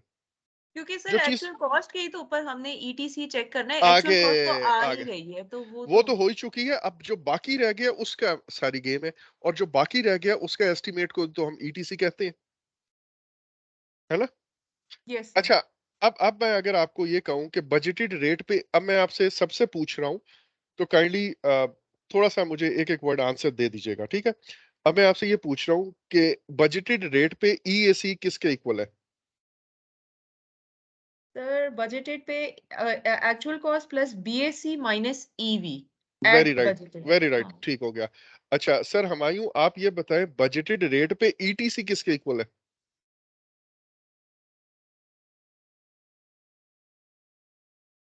सर हुमायूं चले गए ट्रांसमिशन पे। नहीं नहीं, मेरा बुलेटिन साथ पढ़ रहा हूँ। अच्छा, बुलेटिन एंड ओके मैं ओके, बिल्कुल करती हूँ। ठीक है ठीक है। सो देखिए इस केस में, BAC अच्छा माइनस चले, सर इसमें BAC फर्स्ट BAC, माइनस वाला होगा ना, AC प्लस हाँ ETC। नहीं नो नो, देखिए, BAC minus EV, very right, minus very right Humayun, well done sir. देखिए मैं आपसे अगर EAC का, आपसे ये क्यों नहीं ये चीज संभाली जा रही कि ये जो दूसरा पार्ट है प्लस के बाद वो ETC होता है, जी जी ठीक है। ठीक है। तो अगर मैं ये कहूं कि EAC एट बजटेड रेट तो फिर तो ये सारा होगा। और अगर सिर्फ ETC एट बजटेड रेट पूछूं तो फिर क्या है, ये जो येलो में मैंने सर्कल किया हुआ, करेक्ट। ओके ओके अच्छा, ठीक है अगर मैं आपको ये कहूं कि जो मेरी अभी तक की कॉस्ट परफॉर्मेंस रही है उसके मुताबिक ईएसी क्या होगा, तो फिर आप कौन सा फॉर्मूला यूज करेंगे? BAC divided by CPI. Very right. और अगर मैं आपको ये कहूं कि मेरी जो कॉस्ट परफॉर्मेंस अभी तक रही है उसके मुताबिक ईटीसी क्या होगा? सर तो BAC minus EV divided by CPI. Well done doctor साहिबा, अब आप इनको समझाएंगे इनको, और साथ आपने हर बात पे ये भी कहना है कि मैंने जिंदगी में मैथमेटिक्स नहीं पढ़ा और मैं ये समझ गई हूं, तो तुम निकम्मों को क्यों नहीं आ रही है बात समझ। ये बात आपने मेरी तरफ से करनी है, ठीक है डॉक्टर साहिबा प्लीज, मेरे दिल को तस्कीन पहुंची। Okay, next I hope you don't mind that, मैं अजराह मजाक सीरियस बात कर रहा हूँ। Okay, now next thing is कि यार बाज दफा नहीं प्रोजेक्ट्स पे कोई मसला नहीं। ठीक है, अच्छा बाज बाज जगह प्रोजेक्ट के ऊपर सिर्फ सीपीआई में मतलब इफेक्ट नहीं कर रही होती, एसपीआई का इफेक्ट भी आता है। लुक, जब प्रोजेक्ट को डिले लगता है तो डिले की वजह से आपको कुछ एक्स्ट्रा कॉस्ट भी भरनी पड़ती है, राइट? उस केस के अंदर ईएसी क्या होगा जब सीपीआई भी इफेक्ट कर रही है और एसपीआई भी इफेक्ट कर रही है, दोनों कर रही है। इस केस में ईएसी इज इक्वल टू, जी बताइए क्या होगा, पढ़ा हुआ है आपने अब तो। Sir actual cost plus BAC minus EV और डिनोमिनेटर में दोनों मल्टीप्लाई हो जाएंगे सीपीआई और आज SPI. Very good very good very good. Actual cost plus, बाकी ये मेरे पास कुछ 10 लोग होते हैं और बोलते 3 लोग हैं, ऐसा क्यों है? सर एक को क्योंकि तो मैंने हमें समझ में एक सर नहीं आ हमें रहा है। खामोश ना रहने की बीमारी है सर, हम बोलते हाँ, बहुत है। एक को तो मैंने खुद चुप कराया, साजिद को तो माशाल्लाह मुझे लगता है कि वो 40 आउट ऑफ 40 लेंगे मेरी, मुझे तो आई एम वेरी क्लियर। इंशाल्लाह। इंशाल्लाह, मतलब अगर कोई वो एग्जाम प्रेशर की वजह से कोई ब्लंडर ना कर गए तो he would get 40 out of 40। ठीक है, बाकियों का क्या मामलात है वो देखते हैं। खैर, बीएसई माइनस अर्न्ड वैल्यू, और इस दफा मैं कह रहा हूं कि ये सीपीआई के साथ साथ एसपीआई। पूछेगा मैं जवाब पूछेंगे नहीं, I can't tell, I am just revising my bulletin, I have bulletin at 9 so I am sorry. Okay sir sure sure sure मैं तो श्योर, सुन रहा हूँ। आप बिल्कुल सुकून से करें, बाद में रिकॉर्डिंग कर लीजिएगा, नहीं तो आ जाइएगा मेरे पास, फिर पढ़ा दूंगा एक दफा। So now no problem, thank you. Come so now CPI into SPI, ये दोनों फैक्टर से इन्फ्लुएंस हो रहा है, करेक्ट? अब मुझे ये बताएं कि जब मेरा, मैं आपसे ये पूछूं ईएसी सर ये क्या मैंने, होगा? सर मुझे ये वाली थर्ड वाला पॉइंट जरा समझा देंगे, मैंने पहले नहीं पढ़ा ना इसलिए मुझे अच्छा इसलिए। सुने, okay okay okay, sorry sorry. अच्छा हाँ, मेरी अजम्पशन ये था कि आपने सारे पढ़े हुए हैं। लुक, 3 सिनेरियोज है। पहला सिनेरियो ये अस्यूम करता है कि बजटेड रेट पे होगा, दूसरा सिनेरियो ये कहता है कि जो अभी तक की सीपीआई या कॉस्ट परफॉर्मेंस है वही कॉस्ट परफॉर्मेंस आगे चलेगी, और तीसरा सिनेरियो ये कहता है कि अभी तक की जो कॉस्ट परफॉर्मेंस है उसके साथ साथ जो अभी तक की कैजुअल परफॉर्मेंस है, ये दोनों मिलके मेरे रिमेनिंग वर्क को इफेक्ट करेंगी। अब रिमेनिंग वर्क तो वही है ना, बीएससी माइनस ईवी, वो हमने शुरू में एस्टेब्लिश कर लिया था। उसको, जी सर क्लियर हो गया, थैंक यू। है ना, ये उसको बात हम मुझे सीपीआई की जगह, अंडरस्टैंडिंग। एग्जैक्टली उसको हम सीपीआई की जगह एसपीआई के साथ भी वो कर रहे हैं। तो ये 3 हो गए। चौथे वाला जो फैक्टर है वो बहुत आसान है, वो है कि मैं ये कहता हूं कि यार मेरा अभी तक ईएसी जो है ना, अब ये जो एस्टिमेट एट कंप्लीशन है, प्रोजेक्ट जब कंप्लीट होगा तो मेरा नया एस्टिमेट क्या होगा, उस केस में मैं कहता हूं कि EAC is equal to actual cost plus, अब ये जो एक्चुअल कॉस्ट के बाद प्लस मैं कर रहा हूं वो ये है कि यार पुराने सारे एस्टिमेट्स अब इनवैलिड हो गए। आप यूं करें कि जो बाकी काम जितना भी रहता है उसका नया बॉटम अप ईटीसी चेक कर लें। Is it clear? Bottom up engineering वाला। हाँ हाँ हाँ, बाकी जो काम रहते हैं, जितने काम रहते हैं उनका दोबारा एस्टिमेट ले लगा लगा लो ना। न्यू एस्टिमेट लेकर आप उसको ऐड कर दें। हाँ BAC। लेकिन हाँ, उसको हम कहते हैं ETC bottom up. Basically ETC bottom up इसलिए कहते हैं कि ईटीसी क्या है, estimate to complete the remaining work, ऐसे ही है ना, estimate to complete the remaining work. तो वो मैं एस्टिमेट या तो इन फॉर्मूला के मुताबिक, इन 3 सिनेरियोस के मुताबिक कर लूं, या मैं फिर एक फ्रेश एस्टिमेट ले लूं बॉटम अप मेथड के थ्रू, कि जो काम बाकी रहते हैं उनको नीचे से सम अप करते करते ऊपर आ जाऊं, और कहूं कि जो जो बाकी काम रहता है वो ये है, उसका एस्टिमेट टू कंप्लीट ये बनता है।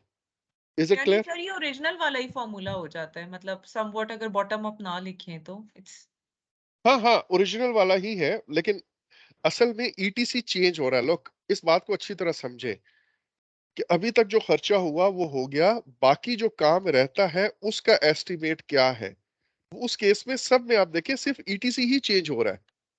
पहले में इस फॉर्मूला के मुताबिक, दूसरे में इस फॉर्मूला के मुताबिक, तीसरे में इस फॉर्मूला के मुताबिक ईटीसी है, और चौथे में मैं कहता हूं कि यार ये पिछले फॉर्मूला जितने हैं। अब आप देखिए पिछले फॉर्मूला में budget at completion, earned value, ये तो ओरिजिनल एस्टिमेट से ही निकाले थे ना हमने। बजट एट कंप्लीशन कैसे आता है? Can you yes tell sir. Me? Sir जो ओवरऑल हमारा एंड पे जो बिल्कुल फाइनल होता प्लान्ड है वैल्यू, हाँ, अब वो एक्सरसाइज प्लान्ड होता है। वैल्यू, एग्जैक्टली, सारी प्लान्ड वैल्यू को मैं ऐड करता जाता हूँ, तो अब वो प्लान्ड वैल्यू कहाँ से आती है? आपके एस्टिमेट से आती है। जो हमने शुरू यस में सर। एस्टिमेट किए थे वो मंथली प्लान वैल्यूज, उनको कम्युलेटिव की बिल्कुल और सर, आगे यहाँ चलो। पे जो ईटीसी है वो नई प्लान वैल्यू है। अब वो नई प्लान वैल्यू के मुताबिक हम नया प्लान करेंगे, करेक्ट? Yes sir. राइट। सो ये 4 सिनेरियोज हैं जिस पे ये आपकी ईएसी या ईटीसी की कैलकुलेशन डिपेंड करती है। Is it clear? Yes sir. Okay, sir अच्छा, जी सर। सर ये जो ये फोर्थ सिनेरियो है जो ईटीसी बॉटम अप, तो ये मेरे ख्याल में ज़्यादा यूज़ नहीं होगा ना, क्योंकि हर एक्टिविटी का WBS करके उसको एस्टिमेट करके ऐड करना, इतना कौन करता है? अच्छा, लुक, एक्चुअल में मैं आपको ये कहूं कि बुक तो ये कहती है कि ये ज्यादा यूज होता है। अब मैं आपको ये बताता हूँ प्रैक्टिकली कैसे होता है। लुक, बाज जगहों पे बाज जगहों पे बड़ा क्लियर होता है कि यार वो जो एक्स्ट्रा खर्चा हुआ ना वो वन टाइम इवेंट था, ठीक है, और आप उस केस में पहला फॉर्मूला लगा लेते हो। बाज जगहों पे आपको बड़ा क्लियर होता है कि यार जो अभी तक की परफॉर्मेंस है वही आगे चलनी है, तो फिर आप दूसरा लगा लेते हो। अच्छा, बाज जगहों पे आपको हालात इतने अप एंड डाउन हो चुके होते हैं कि आप कहते हो कि यार अब ना पिछले एस्टिमेट बिल्कुल वैलिड ही नहीं रहे। ज्यादातर प्रोजेक्ट्स जिन लोगों ने प्रैक्टिकली हैंडल किए हुए, दे वुड सी कि यार एक्चुअल में तो ये हो रहा होता है। अब बार बार अपने एस्टिमेट्स रिवाइज कर रहे होते हो। ठीक हो गया? और अच्छा अच्छा, अब एक ये है, बाज दफा आपको जो बॉसेस हैं, जो स्पॉन्सर है, वो ये कहता है कि मुझे आप व्हाट इफ सिनेरियो के थ्रू, एक व्हाट इफ एनालिसिस होता है कि व्हाट अगर ऐसा हो, व्हाट अगर ऐसा हो, व्हाट अगर ऐसा हो, तो ये व्हाट इफ दिस हैपेंस तो फिर क्या होगा, दिस हैपेंस तो क्या होगा। तो बाज दफा आपको चारों कैलकुलेट करके देने पड़ते हैं कि सर मेरा नया एस्टिमेट जो हमने लगाया बॉटम अप के थ्रू वो तो ये है, लेकिन अगर अब मजीद कोई गड़बड़ नहीं होती तो फिर मेरा ईएसी ये होगा। अगर मेरी अभी तक की कॉस्ट परफॉर्मेंस है वही आगे चलती है तो ये होगा। अगर मेरी स्केड्यूल और कॉस्ट दोनों इफेक्ट करती है तो ये होगा। और अभी जो मैंने बॉटम अप नया लिया है उसके मुताबिक ये होगा। ये आपस में कंपेयर करते हैं फिर, करेक्ट? Yes sir. ओके। अब आप देखें कि जब आप अपने बॉस के पास जाएंगे तो आप प्रेजेंट कैसे करेंगे। अब ये यहाँ पे दो सिनेरियोज हैं। बाज ऑर्गेनाइजेशन के अंदर तो लिखी लिखाई रिपोर्ट्स चली जाती हैं आगे ना, मतलब आप अपनी रिपोर्ट्स, प्रोग्रेस रिपोर्ट्स हर स्टेटस डेट पे भेज देते हो। और दूसरा ये होता है कि बाज जगह जब प्रोजेक्ट्स क्रूशियल होते हैं तो उसमें मैनेजमेंट या टॉप बॉसेस या कस्टमर वो सामने बैठ के आपसे मीटिंग के फॉर्म में प्रेजेंटेशन टाइप एक चीज लेता है।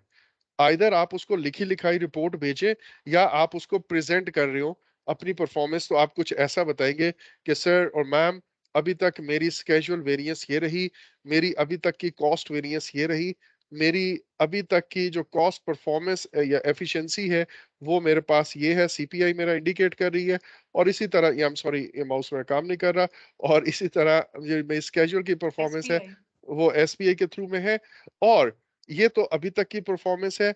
अब मैं आपको बताता हूं कि जो हालात अभी तक प्रोजेक्ट पे चल रहे हैं उस केस में मेरा जो नया एस्टिमेट एट कंप्लीशन है वो ये हो सकता है। अब ये जो नया एस्टिमेटेड कंप्लीशन है उसके बारे में जैसे मैंने कहा, बाज दफा मैनेजमेंट को आप सिर्फ एक ही एस्टिमेटेड कंप्लीशन बताते हो।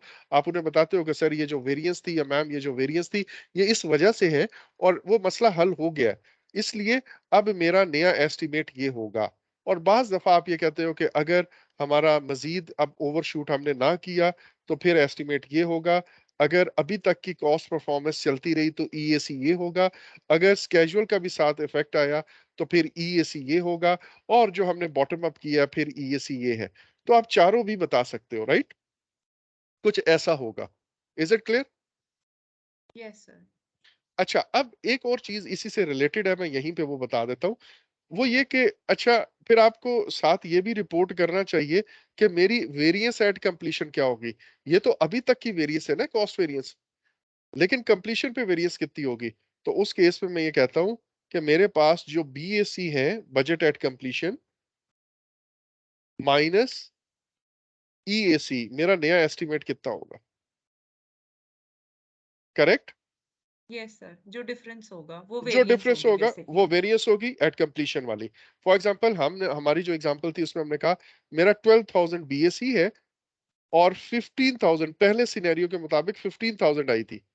यस सर, तो ठीक है, 3000 की तो वेरिएंस है। नेगेटिव 3,000, इसका मतलब है मैं अपने ओरिजिनल बजट से 3,000 ओवरशूट करता हुआ लग रहा है मुझे। Therefore I would request management कि वो मुझे एक्स्ट्रा 3,000 दे दे। ठीक हो गया? मैं मैनेजमेंट से रिक्वेस्ट करूंगा कि एक्स्ट्रा 3,000 दे। अब ये एक्स्ट्रा 3,000 वो कहां से देंगे? मैनेजमेंट रिजर्व से। मैनेजमेंट रिजर्व से। Very good, very good. Management. अच्छा, अब आप देखिए, जैसे ही वो मैनेजमेंट रिजर्व से मुझे एक्स्ट्रा 3,000 अप्रूव कर देंगे, तो ये जो मेरा ईएसी है ये क्या बन जाएगा? एस्टिमेट ये बन जाएगा 18,000। ये मेरा नया बीएसी बन जाएगा। ये टोटल प्रोजेक्ट कॉस्ट हो जाएगी फिर। हाँ, जो क्योंकि पहले उन्होंने अप्रूव किया था 12,000, अब उन्होंने 3 मजीद अप्रूव कर दिया, तो अब मेरा नया बीएसी क्या हो गया? 15,000। 18,000। 15,000। ठीक हो गया? Is it clear to everyone? तो ये वेरिएंस एट कंप्लीशन का कॉन्सेप्ट आई होप समझ आ गया। अच्छा, एक चीज ये ज़हन में रखें कि हमने नेगेटिव सिनेरियो डिस्कस किया अभी ना, ऐसा भी तो हो सकता है मेरी इधर कॉस्ट वेरिएंस पॉजिटिव हो, और उसके मुताबिक ये भी हो सकता है मेरा ईएसी 15,000 की जगह 10,000 आ रहा हो। उस केस में मेरी वेरिएंस कितनी होगी? वेरिएंस एट कंप्लीशन 2000 उसमें आ जाएगी पॉजिटिव। पॉजिटिव 2,000। तो मैं क्या करूंगा, मैनेजमेंट को कहूंगा ये 2,000 एक्स्ट्रा ये आप ले लें। तो वो उस केस में मेरा बीएसी क्या बन जाएगा फिर? 10,000। 10,000। हाँ, अब मेरा नया, देखिए बीएसी इज अप्रूव्ड वर्जन, ये लाजमी याद रखिएगा। कॉस्ट बेसलाइन क्या है? कॉस्ट बेसलाइन की डेफिनेशन जाके आप पढ़िएगा। It is approved version of the time phase budget of the project वगैरह वगैरह। ठीक है, तो जैसे ही नया आपका ये नया एस्टीमेट अप्रूव हो जाता है, लेट्स से वो 10,000 अब अप्रूव हुआ है, तो अब आपकी परफॉर्मेंस 10,000 के मुताबिक जज होगी। Is it clear? Yes yes sir. Sir. जी सर। सर अगर माइनस वेरिएंस माइनस आ रहा है तो वो ईसी यानी न्यू बजट अप्रूव ही ना करे, तो फिर बीसी में हमने फिर स्कोप को कट करना पड़ेगा या क्या करना पड़ेगा? नहीं, देखिए वो भी आप खुद से कैसे कर सकते हो, अगर वो बजट पूरा नहीं कर रहा, यस। वो बजट एक्स्ट्रा नहीं दे रहा, ठीक है, तो आप स्कोप खुद से कैसे कट कर सकते हैं? स्कोप की भी तो अप्रूविंग अथॉरिटी वही होगी ना। ये तो पॉसिबल ही नहीं है उसमें कंप्लीट करना। हाँ, तो अब आप ये देखिए, मैनेजमेंट इसीलिए You आप never. जिन लोग, जी जी जी। हाँ, जो मैनेजमेंट जब आपके सामने बैठती है ना, तो मैनेजमेंट आपको उसका हल भी फिर साथ देती है। अगर तो मैनेजमेंट के लिए वो प्रोजेक्ट कंप्लीट करना इंपॉर्टेंट होता है, बहुत ज्यादा इंपॉर्टेंट होता है, उसकी प्रायोरिटी होती है, तो वो ये डिसाइड करती है कि किसी और बजट प्रोजेक्ट से बजट निकाल के आपको दे दे, राइट? या फिर वो वाकई कहेंगे कि वो आपको खुद बताएंगे कि स्कोप कट कर दे। यस। ठीक पर है, इसको लेकिन स्कोप क्रीप भी कह सकते हैं ना, लाइक। नहीं नहीं नहीं, स्कोप क्रीप डिफरेंट है। Scope creep is addition of the okay scope. वो जो ओके। रिक्वायरमेंट्स वो जो रिक्वायरमेंट्स कस्टमर थोड़ी थोड़ी चेंज करता रहता है ना। मसलन आप गए और मतलब एक घर कोई कंस्ट्रक्ट हो रहा था, पहले उसका था वो यार एक एक्स्ट्रा टैंकी भी लगा दे, यार अच्छा आप एक काम ये भी कर दे, अच्छा यार बाहर लॉन की भी चार दीवारी बना दे, यार अच्छा वो एक गार्डन वो भी लगा दे, रेलिंग भी लगा दे आगे, एंड सो ऑन, जो कि पहले स्कोप में नहीं था। गॉट तो इट। ये स्कोप जो बढ़ता रहता है, ये स्कोप क्रीप करने का रहता है, ये सॉफ्टवेयर में ये ज्यादा है, ये टर्म ना, मतलब इसका इफेक्ट ज्यादा नजर आता है। रिक्वायरमेंट थोड़ी थोड़ी थोड़ी हर कोई ऐड करता रहता है उसके अंदर। एनीवेज, आई होप आपको दो टर्म्स यहाँ पे क्लियर होगी होंगी, EAC and VAC, estimated completion and variance at variance है। कंप्लीशन।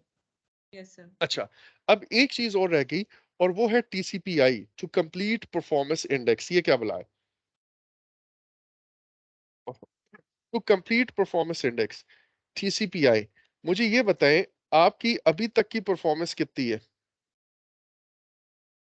अभी तक की परफॉर्मेंस किस चीज से इंडिकेट होती है?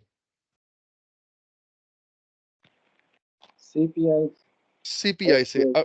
हाँ बिल्कुल, SPI। अगर कॉस्ट परफॉर्मेंस की बात करें तो अभी तक की मेरी कॉस्ट परफॉर्मेंस इंडिकेट होती है CPI से, करेक्ट? यस। अच्छा, अगर जो TCPI है, ये बताती है कि जो बाकी काम रहता है वो काम एक खास बजट के अंदर रह के मुझे अगर कंप्लीट करना हो तो मुझे क्या परफॉर्मेंस शो करनी पड़ेगी। CPI ये बताती है कि अभी तक मैंने क्या परफॉर्मेंस शो की। टू कंप्लीट परफॉर्मेंस इंडेक्स ये बताती है कि मुझे बाकी काम को कंप्लीट करने के लिए क्या परफॉर्मेंस दिखानी पड़ेगी।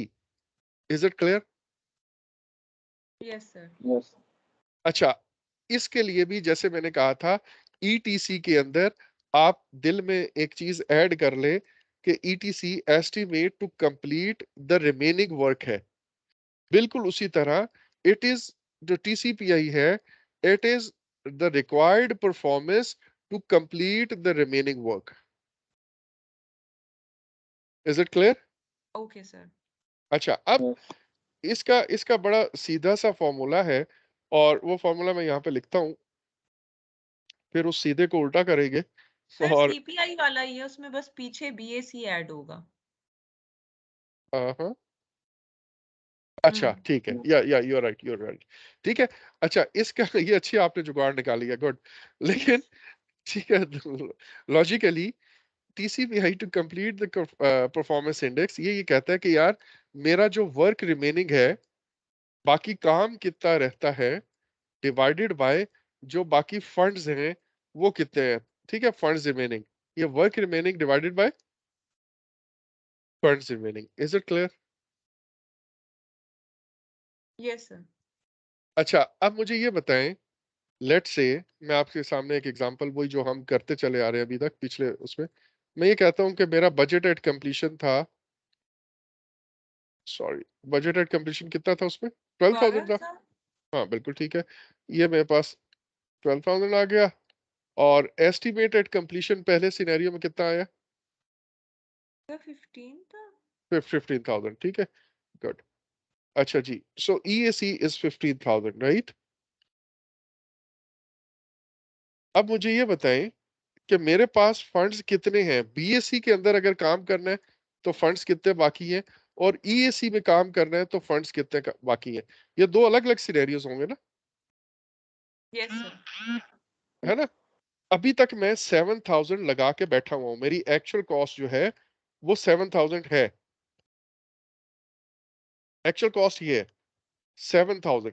अब 7,000 मैं लगा चुका हूं, बाकी काम मैंने कितने में करना है, मेरे पास कितने फंड बाकी हैं। अगर तो BAC की बात हो रही है तो मेरे पास 5,000 बाकी है, ऐसे ही है। Yes sir. और अगर मैं EAC की बात कर रहा हूं तो फिर कितने बाकी है? 8,000। हाँ। फिर 8,000, ठीक है ना? सो बेसिकली TCPI दो तरह से मेजर की जाती है।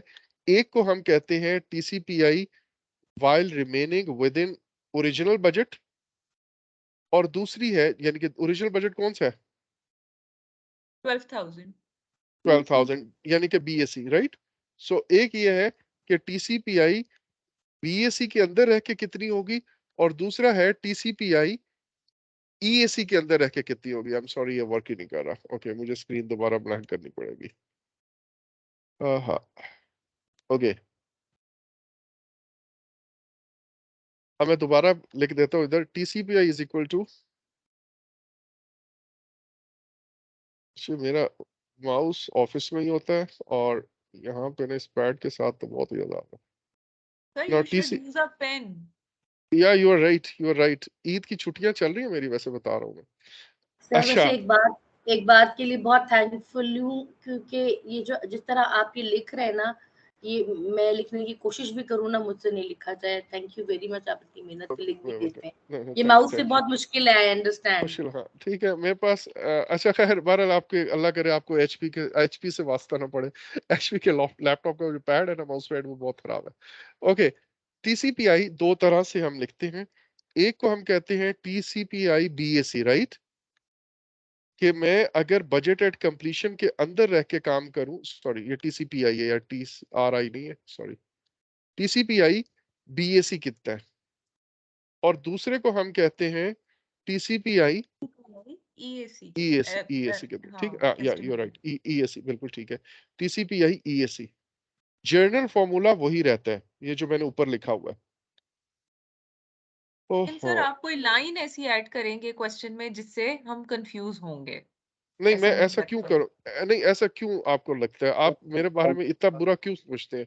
नहीं नहीं, मैं अपनी उसके लिए ना कि मैं कुछ मतलब नहीं, याद कैसे हाँ हाँ रखूं? हाँ, मैं आपको बड़ा क्लियरली बता दूंगा, ठीक है। देखिए यहाँ पे टीसीपीआई जो बीएसी है, वर्क रिमेनिंग मेरा कितना है, टोटल वर्क कितना था बीएसी, बीएसी उसमें से कंप्लीट कितना हो गया, अर्नड वैल्यू, अर्नड वैल्यू। तो ये मुझे रिमेनिंग वर्क बता देता है, ये हमने पहले भी यूज किया अभी थोड़ी देर पहले भी। ये बाकी काम कितना रहता है, टोटल काम, उसमें से जितना कंप्लीट हो गया वो मुझे बाकी काम बता देगा, वर्क रिमेनिंग। और फंड्स रिमेनिंग कितने हैं, टोटल बजट कितना है, और एक्चुअल कॉस्ट क्या है, बीएसी, और उसमें से मैंने खर्च कितना कर लिया, एक्चुअल कॉस्ट, करेक्ट। सो अभी ओरिजिनली मेरा बीएसी वाज 8000, और सॉरी 12000, उसमें से 4000 मैंने कंप्लीट कर लिया, तो बाकी काम कितना रहता है 4000 का, करेक्ट, और सॉरी 8000 का। और फंड्स कितने रहते हैं 12 माइनस 7, तो यहाँ पे मेरे पास टीसीपीआई कितनी आ रही है 1.6 आई गेस, है ना। Yes sir. टीसीपीआई 1.6 आ रही है, इसका मतलब क्या है, इसका मतलब ये है कि अब मुझे 100 रुपीज लगा के 160 का काम करना पड़ेगा। 100 रुपीज लगा के काम कितना करना पड़ेगा 160 का। इसकी वजह यह है कि पहले मैंने जो हरकतें की हैं, मैंने 4000 का काम 7 में किया है, तो अब जाहिर है बाकी पैसे के अंदर रह के काम करना मेरे लिए मुश्किल होगा। अब मुझे 100 रुपीज लगा, जी सर, सीपीआई इनके उलट है ना, यानी ये उलट है, हाँ, एग्जैक्टली। अगर सीपीआई 1 से लेस है तो वो इंडिकेट करती है कि मेरी परफॉर्मेंस बुरी रही है, लेकिन अगर टीसीपीआई 1 से लेस है तो इसका मतलब यह है कि अब मैं इजी होके काम कर सकता हूं। बिल्कुल इसी तरह अगर मेरी सीपीआई 1 से ज्यादा है, सीपीआई 1 से ज्यादा है, तो उसका मतलब यह है कि मैंने बड़े अच्छा काम किया है। फॉर एग्जाम्पल अगर मेरी सीपीआई 1.6 हो तो इसका क्या मतलब होगा, सर 1 से ऊपर है ना। हाँ नहीं, मैं सीपीआई की बात कर रहा हूँ। डॉक्टर साहब आप बताएं, अगर सीपीआई मेरी 1.6 है सीपीआई, तो इसका मतलब क्या है कि मैंने 100 रुपीज लगा के 160 का काम किया है, तो मैं अंडर बजट रहा सर, हमायूं अंडर बजट रहा। अंडर बजट है। जिस काम के लिए मैंने 160 लगाने थे वो काम मैंने 100 में कर लिया, करेक्ट। सो लेकिन अगर मैं आपको कहता हूं कि I expect a performance of 1.6 from you, इसका मतलब क्या है कि मैं आपसे ये कह रहा हूं कि मैं आपको 100 रुपया दूंगा और उस 100 रुपीज में आपने मेरे लिए 160 का आउटपुट देना है। Don't you think it would be difficult for you? Very difficult, very difficult, है ना। तो अगर सीपीआई 1 से ज्यादा है it is a good thing, लेकिन अगर टीसीपीआई 1 से ज्यादा है तो it is a tough thing for you. ये बात समझ आई? जी सर, हमने थोड़े पैसों में ज्यादा काम करना है, सही बात है। जबरदस्त जबरदस्त। अच्छा, अब दूसरा सिनेरियो ये है कि मैं मैनेजमेंट को कहता हूं कि लुक, अभी जब मेरी पिछली आपने सीपीआई देखी है अभी तक की, वो 1 से कम थी, और अब आप मेरे से उम्मीद रखते हैं कि मैं 1.6 आपको परफॉर्मेंस दूंगा टीसीपीआई बीएसी के अंदर रह के, ये मुमकिन नहीं है।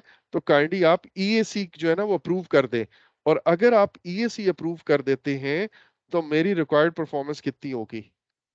बीएसी माइनस अर्नड वैल्यू, काम तो उतना ही है ना? Yes sir. यस, काम तो उतना ही है, सिर्फ चेंज क्या आएगी आएगी यहाँ पे? फंड्स डिनोमिनेटर रिमेन, में फंड्स सर कितने हैं? एक्चुअल जो कॉस्ट है यहाँ वो बढ़ ईएसी जाएगी हो ना। जाएगा, यहाँ पे ईएसी हो जाएगा एसी ना, हो जाएगा हाँ और ईएसी होगा। ईएसी हो जाएगा ना, कि पहले बजट एट कंप्लीशन है। तो लेकिन अगर आप ये एस्टिमेट चेंज कर देते हैं, बजट एट कंप्लीशन की जगह मुझे एक्स्ट्रा फंड दे देंगे, तो फिर मेरे पास सिनेरियो थोड़ा इस तरह चेंज हो जाएगा। वो ये होगा कि 8 डिवाइडेड बाई 8 बन रहा है, ऐसा ही है ना? Yes sir. ईएसी इज 15,000 और एसी इज 7,000, तो 8 डिवाइडेड बाई 8। तो अब मैं कितनी परफॉर्मेंस दूंगा? सेम टू कंप्लीट है। 100%। 100%, 100%, 1। 100%, राइट। सो अब मैं कहूंगा मैनेजमेंट को कि अगर आप देखें बीएसी के अंदर अब काम करना बहुत मुश्किल है, because you look at the required performance, it is 1.6 which is far, you know, far away from the target. कोई भी ह्यूमनली पॉसिबल नहीं है इस तरह की चीजें, प्रैक्टिकली ये पॉसिबल नहीं है। Therefore I request you to please issue me or approve this new EAC, and if you would do that तो मेरी required performance 1 होगी, and that would be easier for me now, जो possible भी है practically। is it clear? Yes sir. Yes sir. अच्छा, एक चीज आपने नोट करनी है, वो ये कि अगर बजट एट कंप्लीशन, अगर अगर अभी तक की मेरी जो सीपीआई है, अभी तक की मेरी परफॉर्मेंस गंदी रही है, पास्ट परफॉर्मेंस अगर गंदी रही हो, गंदी परफॉर्मेंस से क्या मुराद है? लेस देन 1, यस, है ना? जी सर। अगर पास्ट परफॉर्मेंस लेस देन 1 रही है तो रिक्वायर्ड परफॉर्मेंस ज्यादा मुश्किल होगी, ऐसा ही है ना? यस, अच्छा, और अगर मैनेजमेंट ईएसी अप्रूव कर देती है ऐसे केस में, तो मेरी जो टीसीपीआई है वो ड्रॉप होके नीचे आ जाती है, 1.6 से कम हो जाएगी। भाई अगर मैं आपको ये कहूं कि 10,000 में एक काम करना है, कोई भी काम है 10,000 में करना है, आप कहते हो सर ये तो बड़ा मुश्किल है, इस काम के लिए कम से कम 15,000 चाहिए। मैं कहता हूँ नहीं, करके दिखाओ। आप मुझे कहोगे सर इसके लिए मुझे 1.5 की परफॉर्मेंस देनी पड़ेगी, ऐसा ही है ना? लेकिन मैं अगर आपको कहता हूँ अच्छा यार मैं आपको 20,000 दूंगा, नया एस्टिमेट बढ़ा देता हूं मैं, तो फिर रिक्वायर्ड परफॉर्मेंस क्या हो जाएगी? नीचे हो जाएगी, इजी हो जाएगी। Is it clear? ये बात सारों को समझ आई या नहीं आई? आ गई है सर, फिर 1 हो जाएगी ना? फिर 1 हो जाएगी या बाज दफा 1 से कम हो जाएगी? कम हो जाएगी। अगर अगर ना ईएसी, ये जो हमने ईएसी कैलकुलेट किया 8,000 वाला, ये पहले सिनेरियो के मुताबिक है। लेकिन अगर आप दूसरे सिनेरियो पे देखोगे ना, तो ये ईएसी कोई होगा मेरे ख्याल में 21,000 का,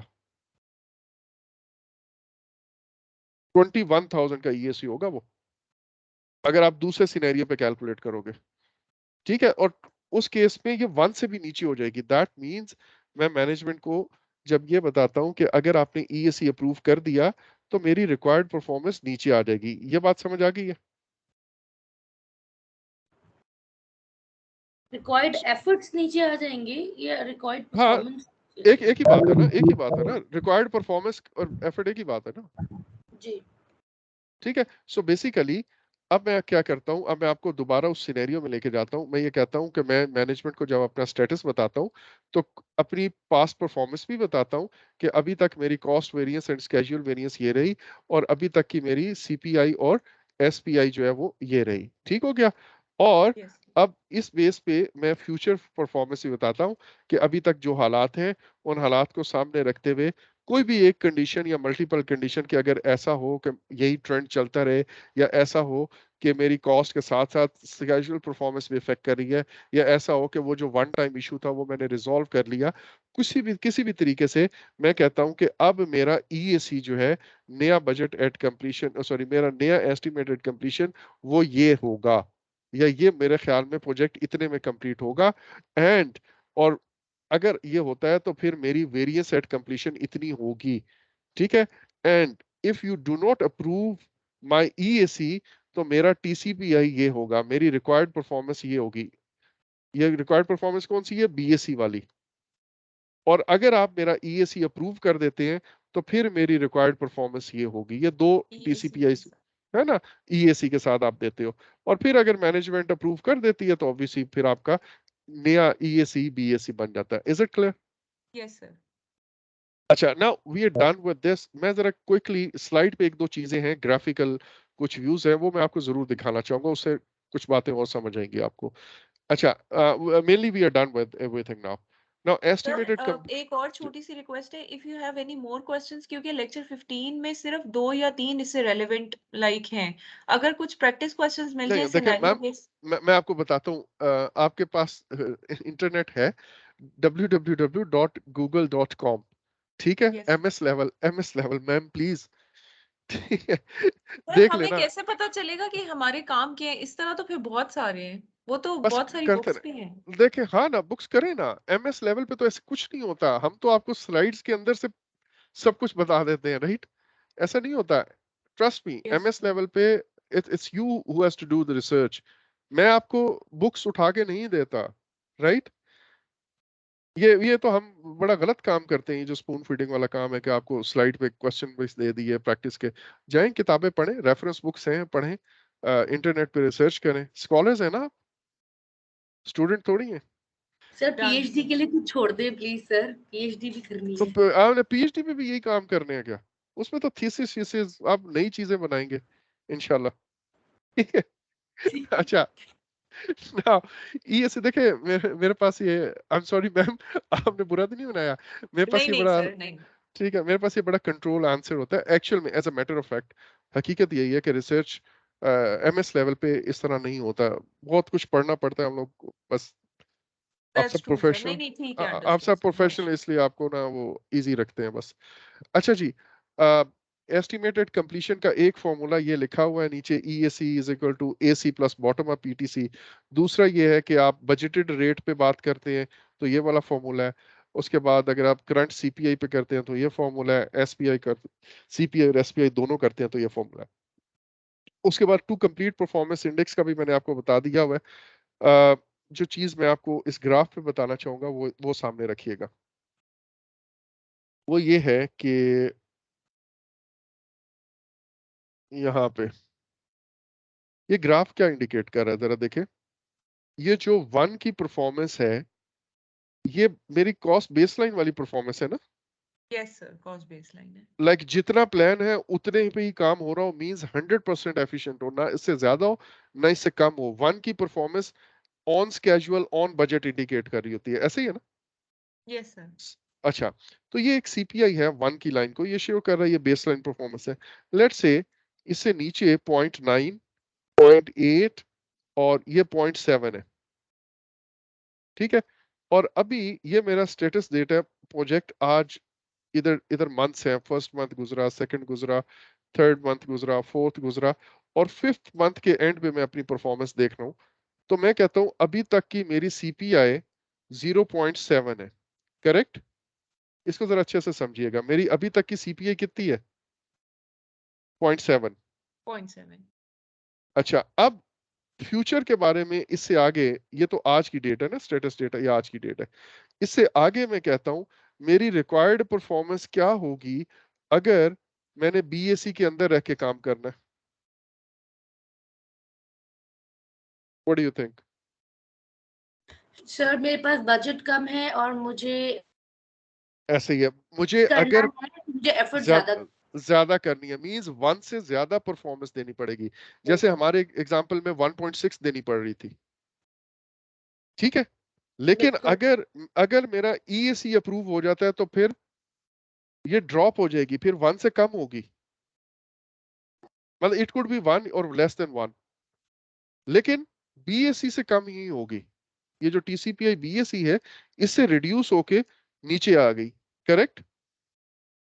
सर, ये 1 भी हो सकती है और 1 से कम भी हो सकती 1 कम भी हो भी हो सकती है, 1 से कम भी हो सकती है, ठीक है? है। अच्छा, अब आपके ख्याल में अगर ये मैं स्केल यहाँ पे बनाता हूँ, सॉरी, मैं इसको बस अस्यूम कर लें, ये 0.9 है, ये 0.8 है और ये 0.7 है, और इसी तरह ये 1.1 है 1.2 है और ये 1.3 है। आपके ख्याल में, अब मैं आप सबसे क्वेश्चन कर रहा हूँ, प्लीज इसको जरा पार्टिसिपेट करें, उससे आपकी अंडरस्टैंडिंग मुझे क्लियर हो जाएगी कि है या नहीं। मुझे मेरी अभी तक की कॉस्ट परफॉर्मेंस क्या है? मेरी अभी सर जहां पर आपकी ये सीपीआई क्यूमुलेटिव आई हुई है, इट इज बिलो द बिल्कुल, हाँ, इट इज और वो, बिलो हाँ, और दैट इज 0.7। 0.7, राइट? ठीक हो गया जी। अभी तक की मेरी कॉस्ट परफॉर्मेंस कितनी है? माई सीपीएस 0.7। अच्छा, अगर मैं कहता हूं कि अगर आपका जो ओरिजिनल बजट है उसके अंदर रह के काम करना है, तो आपकी टीसीपीआई या रिक्वायर्ड परफॉर्मेंस कितनी होगी? More than 1। More than 1। कितनी? ये मैंने यहाँ पे नंबर लगाए हुए ना, 1.1, नहीं, 1.2, लेस देन 1.7 आ रही है ना, तो 1.3 होगी सर। वेरी गुड डॉक्टर साहिबा। डॉक्टर साहिबा, आपने ना, इनको मैम का नाम मैं हमेशा भूल जाता हूँ, इनको आपने पढ़ाना है। सर ठीक है, मेरा नाम आपने टेस्ट क्विज में भी ये दिया आयशा है। आशा, आशा, आई एम रियली सॉरी, नहीं वो इस वक्त नहीं, ये मैं काफी देर से मैं नाम लेना लगा था, फिर वो हो गया। अच्छा, 1.3। मैम आयशा, देखिए, रिक्वायर्ड परफॉर्मेंस पूछ रहा हूँ। अभी तक की परफॉर्मेंस 0.7 है, ये तो अभी तक की है ना, जो पीछे गुजर चुका। यस सर, ठीक है। अगर मैं कहता हूँ विद इन इसी बजट के अंदर रह के काम करना है, बीएससी के अंदर रह के काम करना है, तो रिक्वायर्ड परफॉर्मेंस कितनी होगी? 1.3। लेकिन ठीक अगर है मैं आपसे ये कहता हूँ कि यार ईएसी के अंदर अगर मैं आपका एस्टिमेट नया अप्रूव कर देता हूँ, तो फिर क्या रिक्वायर्ड परफॉर्मेंस होगी? 0.8। वेल डन, 0.8 ऊपर बोला, वेल डन, हाँ। वेल डन, ठीक हो गया। तो ये ग्राफिकली आप इसी कॉन्सेप्ट को इस तरह शो करते हैं। अच्छा, बाकी, हाँ, एक ये ग्राफ रह गया। इस ग्राफ के अंदर क्या है? आप एक चीज सर इसमें देखें कि, ये, हाँ जी बताइए मैम। सर, इसमें ये है कि जो आपका जो बेस बीएसी था, उसके ऊपर जो आपके पास आपने नया जो है वो एस्टिमेट लिया, और आपने मैनेजमेंट रिजर्व से पैसे और लिए, ऐसे ही है, और ईएसी आपने बिल्कुल और सही है। चले, बनाकर नया प्रोजेक्शन दिया, तो variance at perfect, completion. Perfect, बिल्कुल परफेक्ट, ठीक हो गया। अच्छा, अब ये देखें कि ये वो 7,000 था जो अभी तक लग चुका है। यहाँ तक तो 7,000 लग गया ना। यस सर, ठीक है। अब जो बाकी काम मेरा रहता है, और मेरी अर्नड वैल्यू कितनी है? अर्नड वैल्यू मेरी ये है, which is 4,000 लेट से। हमारी एग्जांपल में 4,000 थी, 5,000, 4,000 थी। तो मैंने काम किया 4,000 का, और एक्चुअल में 7,000 इस पे लगा दिए। अब मेरा काम बाकी कितना है? ये बजट एट कंप्लीशन वो 12,000, राइट? 12,000, जी जी बिल्कुल। हाँ, ये 12 था, और 12 में से कंप्लीट इतना हो गया कंप्लीट। ये बाकी काम रहता है 8,000 का। इतना काम अभी भी बाकी है, लेकिन ये कितने में होगा, इसका मैंने एक एस्टिमेट लगाया। तो 7 प्लस एस्टिमेट टू कंप्लीट, इसने मुझे क्या दे दिया? ईएसी। ईएसी दे दिया। ईएसी इसी इन्हीं दो चीजों का एडिशन था ना, एक्चुअल कॉस्ट प्लस ईटीसी। अब वो यस ईएसी सर, है ना, वो ईएसी ज्यादा है बीएसी से, और वेरिएंस है ना। वो उसने मुझे मैनेजमेंट रिजर्व से दिया, और इन दोनों का जो डिफरेंस है, that comes to be a variance here. Variance है तो ठीक है। अच्छा, ये तो है बजट या कॉस्ट की डायमेंशंस। जरा टाइम पे भी देखें क्या हो रहा है। बजट एट कंप्लीशन, यहाँ पे मेरा प्रोजेक्ट इस मंथ पे खत्म होना था, नीचे एक्स एक्सिस पे देखें, इस मंथ में खत्म होना था, लेकिन अब किस वक्त खत्म हो रहा है? अगले मंथ में। Yes sir. तो ये भी वेरिएंस एट कंप्लीशन है, लेकिन किसकी है? टाइम की, टाइम की। टाइम की। और ये वेरिएंस एट कंप्लीशन किसकी है? कॉस्ट की। कॉस्ट की, ओके। ठीक हो गया। इसको हम स्केजुअल स्लिप कहते हैं, कि मेरा स्केजुअल इतना आगे स्लिप कर जाएगा। करेक्ट? Okay sir. अच्छा, लेकिन इस ग्राफ में हमने एक अजम्पशन ली हुई है, वो ये कि जैसे बजट बढ़ा है उसी तरह प्रोजेक्ट आगे भी जाएगा। हो सकता है प्रोजेक्ट अभी आगे ना जाए। अगर प्रोजेक्ट इसी जगह पे खत्म होता है, तो स्केजुअल की वेरिएंस बिल्कुल नहीं होगी, और कॉस्ट की वेरिएंस फिर भी होगी। ऐसे ही है ना? Okay sir. चलें, दैट्स ऑल। मेरा ख्याल है कि हमारे सारे कॉन्सेप्ट रिवाइज हो गए हैं। डॉक्टर साहिबा, I am really not sure कि आपने कौन सी चीजें फर्स्ट टाइम पढ़ी हैं और कौन सी दोबारा मतलब पहले से पढ़ी हुई थी. Still if you feel any problem because you are away और आपके अलावा कोई बाकी लोग भी ऐसे हैं जिनका लास्ट लेक्चर्स मिस हुए हैं, they can actually contact me. और दोबारा भी पढ़ना हुआ तो please do let me know. ठीक है, तो हम दोबारा से एक क्विक सेशन भी रख सकते हैं जिसमें आपकी क्यूरीज जो है, स्पेसिफिक क्यूरीज, वो हम एड्रेस कर सके. बाकियों के लिए भी ये चीज वैलिड है, but ma'am was not there, मैं इसलिए मैम को अलग से स्पेसिफिकली कह रहा हूँ. अच्छा, और दूसरी बात ये कि मैंने आपको कुछ प्रैक्टिस क्वेश्चंस दिए हुए हैं, उसमें ड्राइव्ड यू नो क्वेश्चंस हैं, उनको लाजमी प्रैक्टिस कीजिएगा. वो मैं इसलिए नहीं कह रहा कि वो पेपर में आने हैं, वो मैं इसलिए कह रहा हूँ कि आपकी प्रैक्टिस जब हो जाए ना इन फॉर्मूला से खेलने की, कि यार आपको सीपीआई दी हुई है और एसपीआई भी दी हुई है और आपको मैंने एक्चुअल कॉस्ट दी हुई है, ठीक है, और मैं कह रहा हूँ कि यार मुझे आप कॉस्ट वेरिएंस निकाल के दिखाएं या स्केड्यूल वेरिएंस निकाल के दिखाएं, तो आपको अर्नड वैल्यू खुद ढूंढनी पड़ेगी. अब अर्नड वैल्यू आप कैसे कैलकुलेट करोगे, वो इन्हीं फॉर्मूला के थ्रू आगे पीछे खेल के आपको निकालनी पड़ेगी. इसके लिए मैंने क्लास में भी एग्जांपल बताई थी, और एक मेरे ख्याल में लेक्चर नंबर 12 या 13 के एंड पे वो बहुत सारे क्वेश्चन सर है एक ही 13 में स्लाइड पे. काफी क्वेश्चंस हैं एट द हाँ, एंड वो ऑफ द एट दैट, जी बिल्कुल बिल्कुल ठीक है, तो उसको जरूर प्रैक्टिस कीजिएगा. Right, got it. Thank you so चल, much sir. Oh welcome Thank जी, you, sir. अल्लाह हाफिज. अल्लाह हाफिज. Thank you, sir. वेलकम जी. Thank you sir. अल्लाह हाफिज. अल्लाह हाफिज. अल्लाह हाफिज. Good luck for your transmission sir. Sir हो Hopefully. सकता मैं अभी दोबारा Okay, okay, okay. Allah Hafiz.